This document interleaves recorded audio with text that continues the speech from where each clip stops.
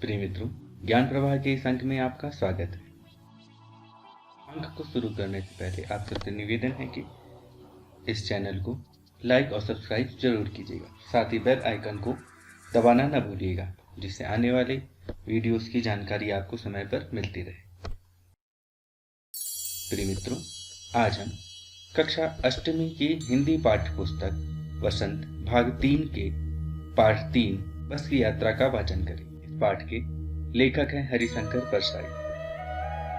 हरिशंकर परसाई हिंदी के प्रसिद्ध लेखक और व्यंग्यकार थे। उनका जन्म जमानी होशंगाबाद मध्य प्रदेश में हुआ था। वे हिंदी के पहले रचनाकार हैं जिन्होंने व्यंग्य को विधा का दर्जा दिलाया, उसे हल्के फुल्के मनोरंजन की परंपरागत परिधि से उबारकर समाज के व्यापक प्रश्नों से जोड़ा। आइए उनके द्वारा लिखित बस की यात्रा को सुनते हैं। हम 5 मित्रों ने तय किया कि शाम 4 बजे की बस से चले।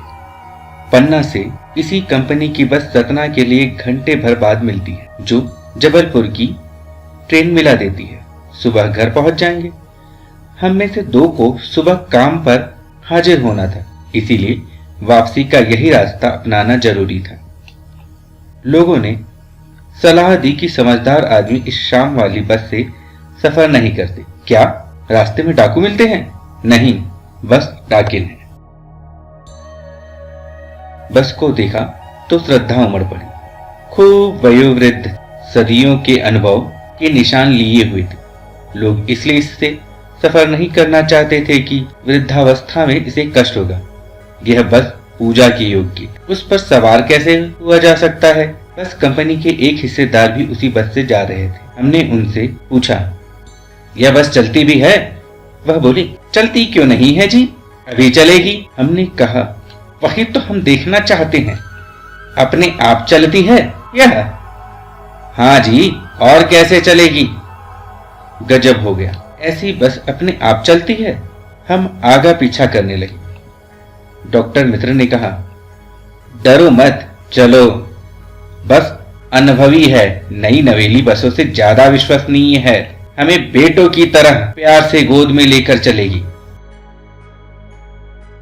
हम बैठ गए।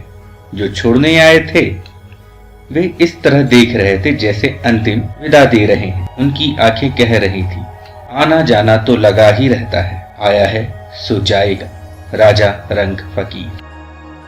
आदमी को कूच करने के लिए एक निमित्त चाहिए। इंजन सचमुच स्टार्ट हो गया, ऐसा जैसे सारी बस ही इंजन है और हम इंजन के भीतर बैठे हैं। कांच बहुत कम बचे थे, जो बचे थे उनसे हमें बचना था।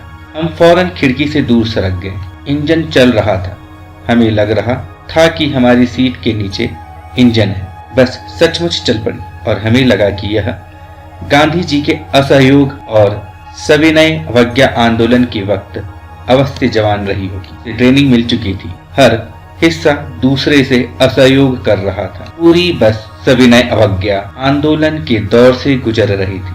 सीट का बॉडी से असहयोग चल रहा था। कभी लगता सीट बॉडी को छोड़कर आगे निकल गई है, कभी लगता कि सीट को छोड़कर बॉडी आगे भागी जा रही।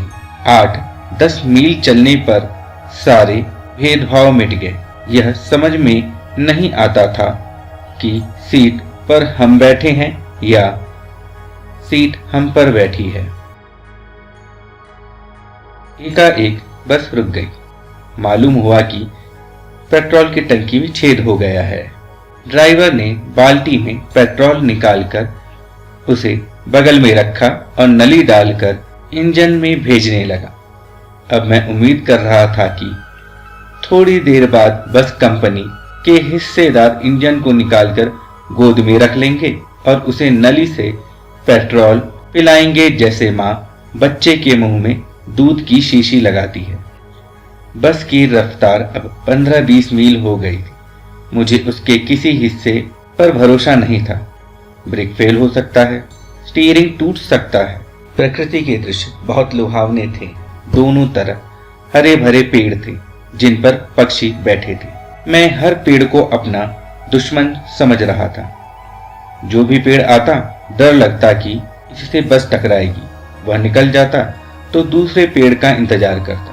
झील दिखती तो सोचता कि इसमें बस गोता लगा जाएगी। एकाएक फिर बस रुकी। ड्राइवर ने तरह तरह की तरकीबें की पर वह चली नहीं।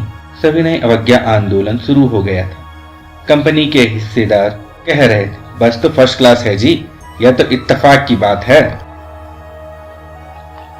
क्षीण चांदनी में वृक्षों की छाया के नीचे वह बस बड़ी दयनीय लग रही थी। लगता जैसे कोई वृद्धा थक कर बैठ गई हो। हमें ग्लानि हो रही थी कि बेचारी पर लदकर हम चले आ रहे हैं। अगर इसका प्राणांत हो गया तो इस बियाबान में हमें इसकी अंत्येष्टि करनी पड़ेगी। हिस्सेदार साहब ने इंजन खोला और कुछ सुधारा। बस आगे चली। उसकी चाल और कम हो गई थी। धीरे धीरे वृद्धा की आंखों की ज्योति जाने लगी। चांदनी में रास्ता टटोलकर वह रेंग रही थी। आगे या पीछे से कोई गाड़ी आती दिखती तो वह एकदम किनारे खड़ी हो जाती और कहती, निकल जाओ बेटी, अपनी तो वह उम्र ही नहीं रही। एक पुलिया के ऊपर पहुंचे ही थे कि एक टायर फिस करके बैठ गया। वह बहुत जोर से हिलकर थम गई। अगर स्पीड में होती तो उछलकर नाले में गिर जाती। मैंने उस कंपनी के हिस्सेदार की तरफ पहली बार श्रद्धा भाव से देखा।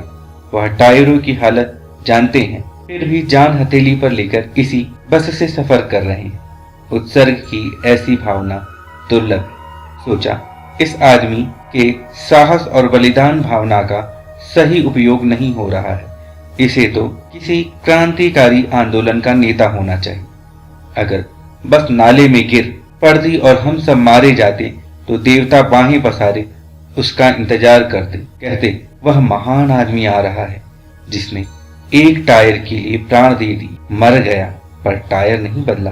दूसरा घिसा टायर लगाकर बस फिर चली। अब हमने वक्त पर पन्ना पहुंचने की उम्मीद छोड़ दी थी। पन्ना कभी भी पहुंचने की उम्मीद छोड़ दी थी। पन्ना क्या, कहीं भी कभी भी पहुंचने की उम्मीद छोड़ दी थी। लगता था जिंदगी इसी बस में गुजारनी है और इससे सीधे उस लोक को प्रयाण कर जाना है। इस पृथ्वी पर उसकी कोई मंजिल नहीं है। हमारी बेताबी तनाव खत्म हो गए। हम बड़े इत्मीनान से घर की तरह बैठ गए। चिंता जाती रही, हंसी मजाक चालू। लेखक हरिशंकर परसाई। इस पाठ में लेखक ने अपनी उस यात्रा का वर्णन किया है जिसमें वे एक खटारा टूटी फूटी बस में बैठकर यात्रा करते हैं। इस प्रसंग में बस के अंदर बस के बाहर किस प्रकार वह अनुभव करते हैं, वह बस किस प्रकार से उन्हें अनुभव कराती है, इसका वर्णन उन्होंने किया है। धन्यवाद। अगले अंक में पुनः मिलेंगे, तब तक के लिए नमस्कार।